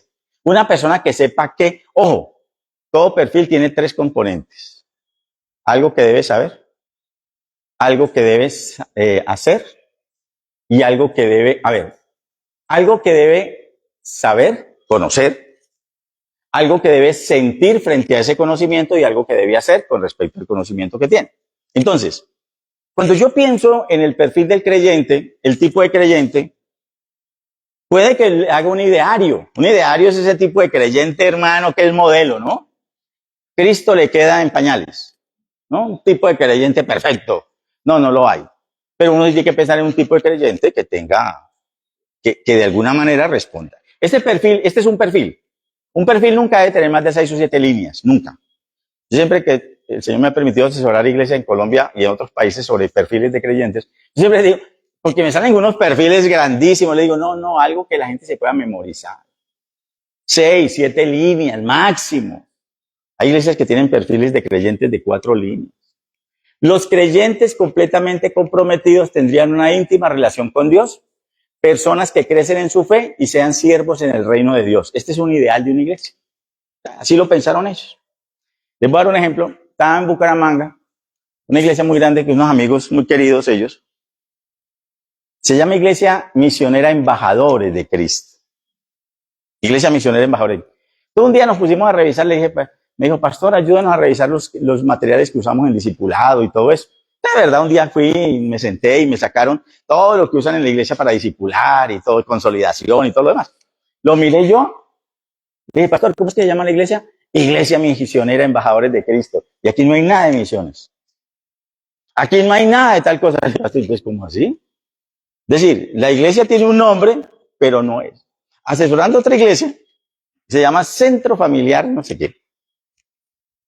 Fui a ver, no había nada que tuviera que ver con la familia. En los materiales, en el perfil, en nada. Yo dije, entonces, ¿cómo coordina usted visión, misión, nombre con lo que hace, hermano? Es complicado. Entonces, los creyentes completamente comprometidos tendrían una íntima relación con Dios. Deben tener una relación con Dios. Con otros cristianos, personas que crecen en su fe y fueran siervos en el reino de Dios. Otro. Bueno. Aquí. Entonces, cuando yo pienso en el ahora y en el futuro, me surgen entonces estas preguntas. Estas son las preguntas claves. Si este es el creyente que está hoy, pero yo lo quiero de esta manera en 4 o 5 años o 3 años o el tiempo que se establezca, me surgen estas 4 grandes preguntas. ¿Qué debo enseñarle para que sea así? ¿Cómo voy a enseñarle? ¿En cuánto tiempo le voy a enseñar eso y con qué contamos para lograrlo? Porque uno a veces crea ideales, ¿cierto? El año próximo, Punta Cana, mínimo Punta Cana, ¿no? El siguiente, mínimo, Bali. Las islas, Bali. Bueno, no, una maravilla. Ahora vaya, mire la chequera, Mara, mire los ingresos y tire cálculos. Soñar no cuesta nada y uno tiene que soñar. Yo tengo un sueño, yo le he dicho a mi esposa, el año próximo Dios quiere me jubilo, pero no dejo de trabajar, pero me jubilo.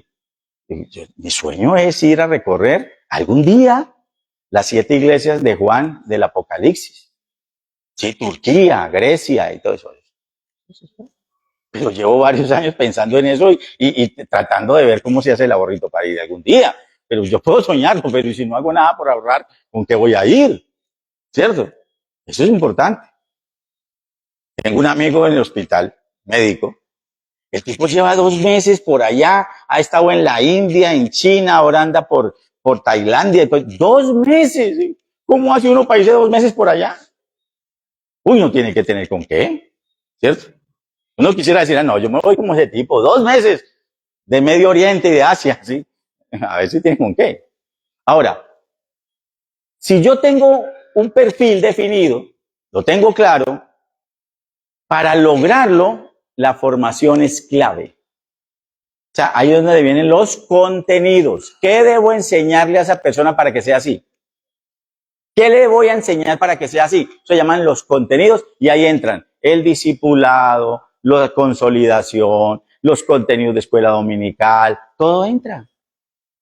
Porque si yo no compagino eso, es decir, lo que voy a enseñar, o estoy enseñando una cosa, pero el perfil es otra, nunca voy a lograr el perfil.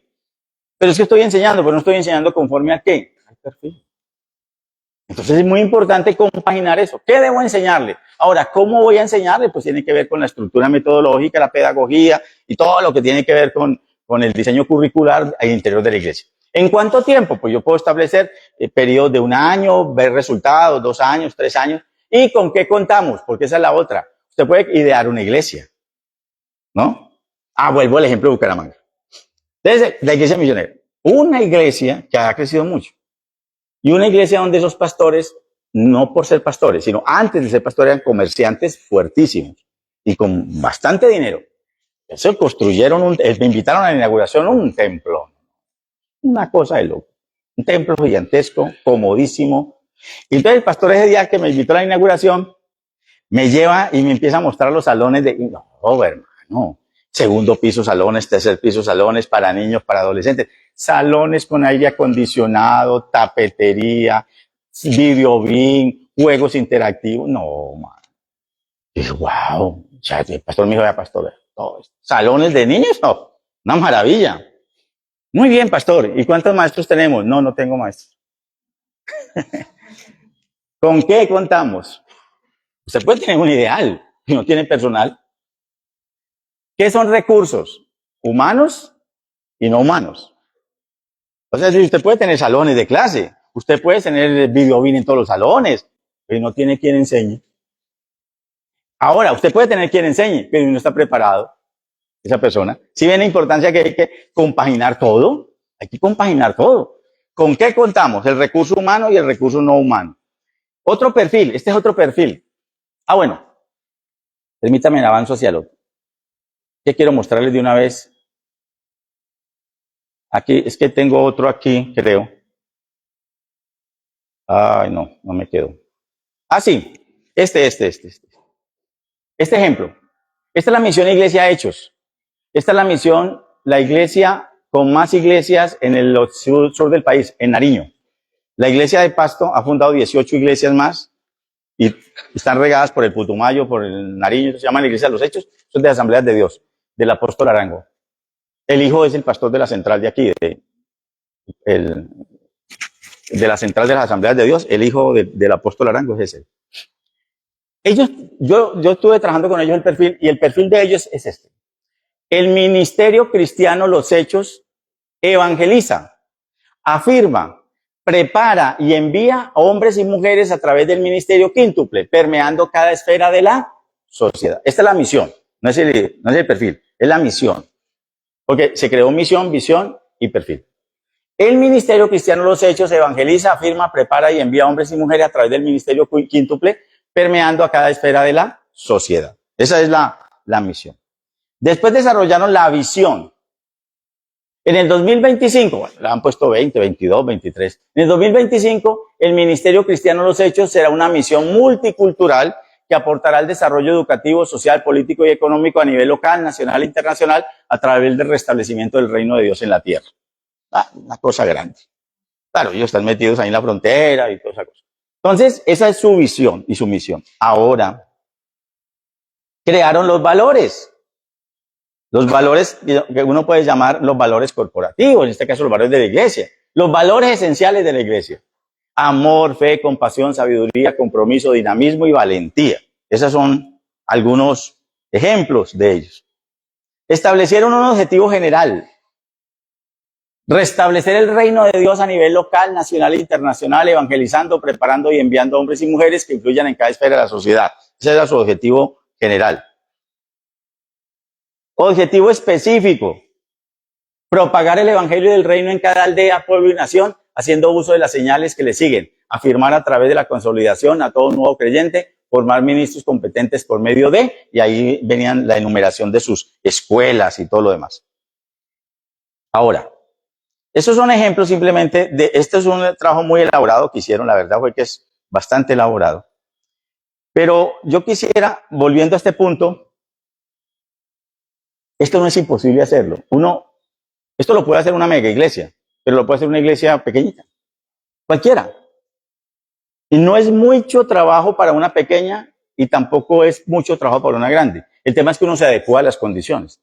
Entonces, es muy importante establecer que para lograr el proceso, ojo, para lograr alcanzar el proceso, la iglesia tiene que aprender a rediseñarse, a revisar los procesos. El rediseño se realiza con el propósito de hacer realidad el sueño del tipo de creyente que queremos ¿qué? Formar. Ahora, ¿quién participa en la creación de ese perfil del creyente? Todas las esferas de la iglesia, de liderazgo. Obviamente eso no se puede hacer con todos los miembros, porque escuchar las opiniones de una gran cantidad de gente y consolidar eso es complicado. Pero sí deben participar mujeres que tengan la voz de la mujer ahí. Hombres jóvenes, hombres mayores, incluso adolescentes. Escuchar cómo ven la iglesia a ellos. ¿Cómo ven la iglesia? ¿Y cómo les gustaría que fuera la iglesia? Aquí estoy comprometiendo al pastor y a la esposa. ¿Por qué lo estoy comprometiendo? Porque les estoy diciendo a ustedes cosas que yo no les he dicho a ellos. De verdad. Y ellos no sabían que yo iba a decir eso. Pero la verdad, ¿cuál es? Una iglesia, a un pastor le queda fácil simplemente diseñar él el perfil y decir, esto es lo que le vamos a apuntar en la iglesia. Y puede tener respaldo de Dios, seguro. Pero no hay nada como llamar a la gente y decirle, vení, ¿qué piensas de la iglesia? Pensemos, ¿qué les gustaría a ustedes como jóvenes? ¿Qué tipo de creyente les gustaría formar en esta iglesia? ¿Cómo creen ustedes que la gente nos vería bien? A las damas, a los ancianos, a los adolescentes, incluso a algún niño. Llamarlo y decirle, venga. Porque eso es participación. Es la visión que todos tenemos, no es la visión de una sola persona. Yo respeto mucho, pero a mí me preocupa cuando escucho que dicen, es que esa es la visión de nuestro apóstol. O esa es la visión que Dios le dio a tal persona. No, el Dios guía a través de sus líderes, obviamente, porque esa es la cabeza que Dios ha puesto en las iglesias. Pero es bueno escuchar las diferentes opiniones. Porque en eso se da cuenta que hay gente que dice, uy, me dieron la oportunidad de decir algo y de opinar. Y ahí es donde pueden identificar. ¿Recuerdan que les dije en principio que hay cosas en las iglesias que funcionan y otras que no funcionan? Las 8 características, usted puede analizarlas si las quiere, las 8 características. Pero hablando con la gente puede decir, pastor, yo pienso que hay tal cosa que no funciona. Pero la seguimos haciendo. Uno como pastor puede pensar que sí.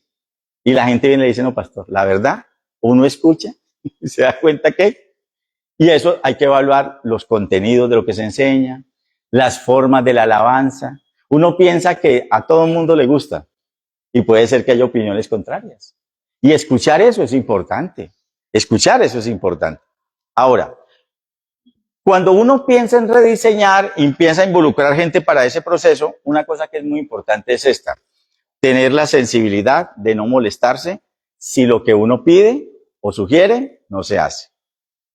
Y de otro lado, aceptar que la opinión de uno es valiosa, pero el que le acepten sus sugerencias no lo hace más que nadie. La humildad es clave en ese proceso. La humildad es clave. Ahora, yo estoy seguro que esta iglesia sí ha tenido un perfil del creyente que aunque no esté escrito, sí lo ha tenido, porque tiene un norte, o sea, tiene una idea de para dónde va. Qué bueno es consolidarlo y que todo el mundo lo sepa. Incluso escribirlo, para que cuando la gente llegue nueva a la iglesia pueda mirar y decir, wow, este es el tipo de creyente que yo quiero ser. Por eso quiero ser parte de esta iglesia. Y le muestren el proceso formativo, donde le digan, mire, usted está aquí, como cuando uno va a un parque temático, que le dicen, usted está aquí, le dan un mapa. Y le dicen, si usted quiere llegar allá, tiene que coger por aquí. Así, que la gente pueda decir, wow, si yo quiero llegar a ser maestro de escuela dominical en esta iglesia, esto es lo que tengo que hacer. Si yo quiero ser parte, ojo, incluso en la alabanza,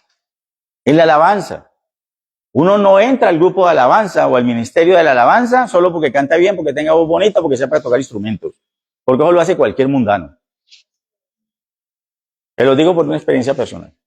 Fui pastor de una iglesia bautista Valle del Lili hace muchos años. El director de la alabanza de la iglesia era el director del musical de Nietzsche, Valdés. Imagínense ustedes, el tipo sabe de música. Era el director musical de la alabanza. Y entonces empezó a invitar músicos. ¡Oh! Hermano, y llegó un momento en el cual teníamos tanto músico allá, de esos, pero de la salsa, de Guayacán, de Nietzsche. ¿Ustedes recuerdan que ustedes cómo es la famosa iglesia, la famosa orquesta Ventú? ¿Usted sabe por qué se llama Ventú? ¿No? Un día le pregunté a él, le pregunté a Valdés, le dije, vení, ¿por qué esa orquesta se llama Ventú? Dice, porque cuando viene un cantante y no trae orquesta, pues se arma una orquesta aquí. Entonces empiezan, Ventú, Ventú, Ventú, Ventú, y se quedó la orquesta Ventú. Y era así, ¿verdad? Sí, llamaban a un conguero, llamaban a un bajista, y armaban orquesta, porque necesitaban para acompañar al tipo. Y así se quedó la bendita orquesta. Sí. Bueno, llegamos a tener tantos músicos pesados allá que cada mes hacíamos un culto que llamaba las Estrellas Cristianas de la Salsa. Tipo Charly Sá, por ejemplo. Estaba Teo García, un pop, y eso se nos llenaba ese templo. Imagínense esos tipos pegándole los tarros con todos. Eran músicos extraordinarios. Pero nos damos cuenta de una cosa. Incluso empezaron a ir a la iglesia y los domingos querían tocar en el culto y los ponía ahí a tocar y a acompañar. Muchos de ellos venían trasnochados. No solo de guayabados. No, un día lo llamé y le dije, vení. No, porque músicos son. Usted les tira una partitura o medio les menciona la melodía y le sacan lo que sea. Pero ¿y qué hacemos con el espíritu? ¿Qué hacemos con el espíritu? ¿Sí me entiende? Entonces, que en una iglesia puedan decir, para llegar al grupo de la alabanza o al ministerio de la alabanza, la persona tiene que haber vivido este proceso, porque eso es parte del perfil. ¿Que quiere ser maestro? Tiene que pasar por aquí. ¿Que quiere ser del ministerio de intercesión? Tiene que pasar por aquí. Procesos. Es muy importante. Y es muy importante, porque son ministerios fundamentales. A veces en la iglesia le damos rigurosidad a ciertos ministerios y a otros no. Y resulta que todos son importantes. Todos son claves. Entonces, muy importante establecer eso. El rediseño es la manera de revisar qué estamos haciendo bien, qué no estamos haciendo bien y poder vivir ese proceso. Cuando uno se pregunta qué tipo de discípulo quiere formar, qué tipo de creyente quiere formar la iglesia, esa pregunta puede revolcar muchas cosas. Porque es posible que digamos, no, aquí lo hemos tenido claro, o sea, aquí sabemos a qué le apuntamos. Maravilloso. Póngalo por escrito y que todo el mundo lo sepa.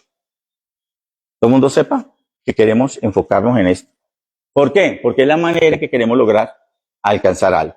Ahora, y voy terminando con esto.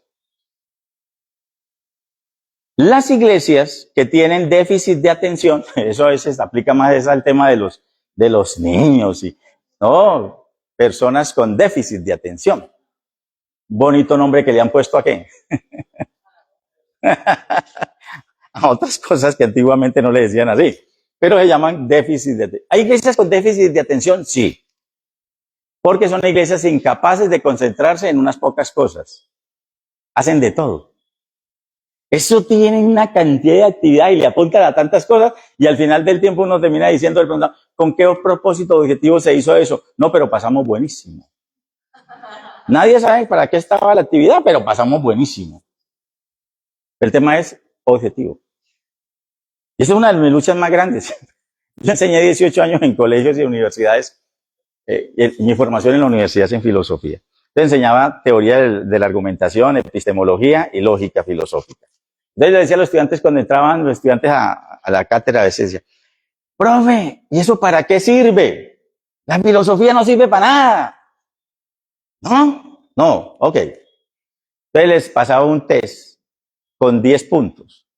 10 actividades diarias.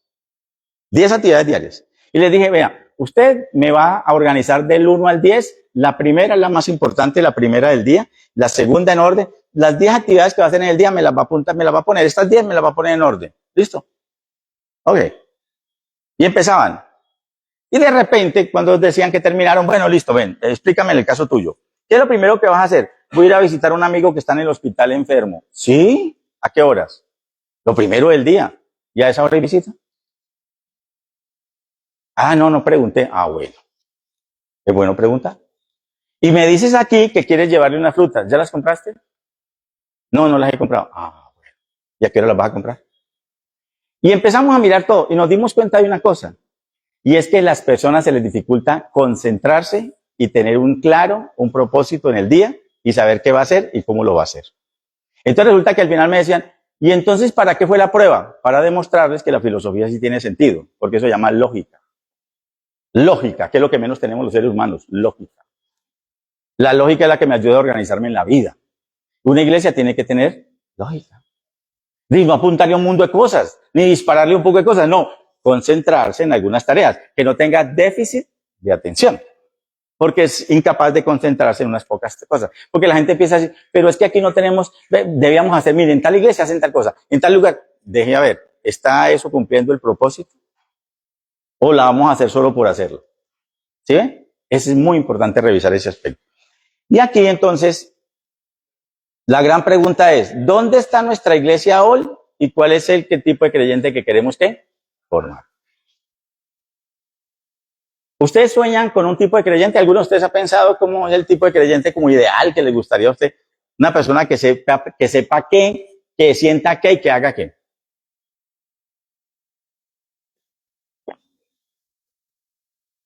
Hay iglesias que dicen, una persona profundamente conocedora de la palabra de Dios, pero lo que menos hace la iglesia es enseñarle la palabra de Dios. Una persona comprometida con lo social, con los necesitados, y no tiene ministerio de ayuda social. ¿Sí ven? O sea, uno tiene que ser coherente. ¿Qué es lo que quiere y qué es lo que tiene? Y si no lo tiene, organizarlo. ¿Cierto? Es muy importante. Muy bien. No sé si hay algunas preguntas, inquietudes. Estas son algunas ideas para que la iglesia repiense un poquito de lo que está haciendo, cómo puede, si tienen un perfil, ajustarlo y que todo el mundo lo conozca. Si no se tiene, empezar a pensar si se puede elaborar. Y cuando ya se elabore, diga, ahora sí, si queremos que esa persona sea así, ¿qué le tengo que enseñar? ¿Cómo lo voy a hacer? ¿Y en cuánto tiempo lo voy a lograr? ¿Listo? Y entonces todos los esfuerzos de la iglesia, jóvenes, adultos, niños, se enfocan para allá, lograr ese propósito. Esa es como la meta, ¿no? Muy bien. ¿Hay preguntas, inquietudes, pastor? Aprovechando que todos los que vivieron y quisieron venir, yo también me senté aquí con ustedes solamente con la expectativa de escuchar, de que nada de lo que compartió el pastor yo lo conocía. Sin embargo, poder entender esto con todas las cosas que hemos venido trabajando, veo cómo los puntos se van uniendo. Bueno. Definitivamente es lo que hemos venido compartiendo, es lo que queremos hacer. Ahora que usted planteaba el hecho de que pues, somos una iglesia abierta precisamente a escuchar. Claro. De hecho, la invitación que hicimos, todos son testigos, pues fue una invitación de que si quieren ser parte de la construcción de la iglesia, entonces esta es la oportunidad porque si no vienes, más adelante vas a hacer preguntas de por qué se cambió, por qué se quitó, por qué se puso, por qué estamos así. Entonces, era como una manera de decirles a todos, únanse y participen. Acabo hoy de mandarle un mensaje al Ministerio de Jóvenes que tenemos, otro problemita también de adultos jóvenes, sí. No se saben todavía si son adultos o son jóvenes, a veces se comportan como jóvenes, a veces entonces quieren ser adultos. Entonces, una de las grandes preguntas o de la gran invitación que les hice fue, queremos escucharlos. Sí, claro. ¿Qué quieren el próximo año? Entonces, no, gracias por haber hecho lo que hizo Pastor, porque no hay problema aquí, siempre sea participativa. Y sí, esto me deja a mí con una tarea bastante grande, porque ya todos están aquí. Sin embargo, usted dijo algo de lo cual yo quiero terminar este tiempo, ya que todos están aquí. Creo yo que yo lo he venido repitiendo porque llevamos 2 meses preparándonos, y esto también hace parte de la preparación, y es diciéndoles que muchas cosas van a cambiar. Creo que el hecho de escucharlo de ustedes, que hayamos yo sentarme igual que ellos también a escuchar, pues creo que todo lo que está planteado definitivamente nos lleva a revisar. Y una de las cosas de las cuales hemos venido fallando mucho, Pastor, es en la flexibilidad. Creo que hemos hecho un perfil de creyentes queriendo un poco flexible. y acomodado. Ya. Esa es nuestra realidad, la acepto, la reconozco, para mirar. Y esto de pronto les va a costar a algunos, Ya. como usted lo acaba de decir. Porque una de mis preguntas que le iba a hacer era, y usted la respondió ahorita que hablaba acerca del perfil. Sí. ¿Cuál es el perfil de creyente que queremos como iglesia? Pero ¿cuánto me debe costar a mí convertirme en eso? Sí. Entonces estamos generando procesos donde todo proceso genera cambio. Hacen cosas sin esfuerzo, sin prepararse, sin formarse, ¿no? Entonces, porque obtenemos el premio, por decirlo de alguna manera, sin ningún sacrificio, sin ningún esfuerzo. Hemos cometido ese error en nuestras buenas intenciones. Por eso lo que usted acaba de mencionar, y lo digo a todos los que están participando, porque precisamente hemos tratado de que si vamos a hacer algo dentro de la iglesia, eso tiene unos compromisos, unas condiciones de un perfil de un creyente que da ejemplo. Okay. Esa es como nuestra visión. Siempre apuntamos a que lo que hagamos podemos hacer porque tenemos que ser ejemplo. Sí. Quiero resaltar eso porque esa era una de las preguntas. Una de las preguntas era, si yo quiero ser diácono, pero el pastor me dice que para ser diácono debo estar en la oración, ¿eso qué es? Sí. Eso es, ¿cómo se dice? Eso es autoritarismo.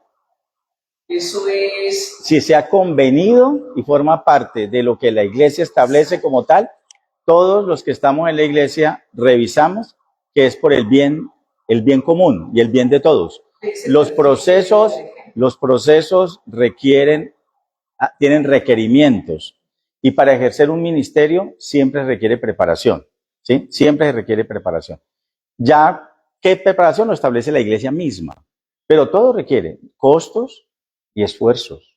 Además, por una razón muy sencilla, y es que para que haya resultados tiene que haber gente preparada para lograr esos resultados y consolidar los resultados. Entonces, es revisar qué ministerios tiene la iglesia y qué tipo de creyente puede ejercer esos ministerios. ¿Qué esperaría la Biblia de él? ¿Qué esperaría el Señor de esa persona? Yo creo que cuando todos empezamos a revisar lo importante que es esto, para algunos va a ser difícil porque probablemente estamos ejerciendo ministerios y hasta ahora lo hemos hecho y los hemos hecho moderadamente bien y de pronto no ha habido unos requisitos mayores. Eso no significa que voy a dejar de hacerlo ahora, pero sí requiero ajustarme, acondicionarme.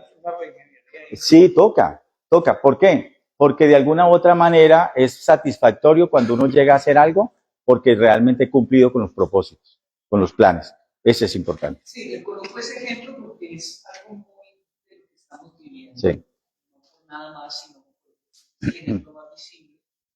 Que también ahí estamos viviendo una época de mucha susceptibilidad. Ya. Uno como líder, también estoy metido en esta dinámica. Como iglesia queremos ir hacia el lado todos. Pues a veces uno no quiere, como líder, tocar heridas, situaciones, porque muchas veces eso a veces termina a la persona llevándola a una victimización también, pero cuando ya usted lo pone como ese perfil que está lejos de nuestras intenciones. Y que se construye en iglesia, como grupo. Exacto, porque yo he tratado de decirles que esto es algo que tenemos que hacer, es porque el principio del Señor pues ya sale de nuestra opinión, no es un capricho del pastor, no es la visión del pastor, no es lo que el pastor quiere, no es el perfil que el pastor quiere. Ahí hay una cosa, pastor, que es muy importante. Cuando el apóstol Pablo envió a Timoteo y a Tito a las iglesias, le dice a Tito, recuerda cuando te envié a tal lugar para que pusieses en orden todas las cosas y establecieses estas cosas y los requisitos para ejercerlas. Eso se lo dijo a Timoteo y se lo dijo a Tito.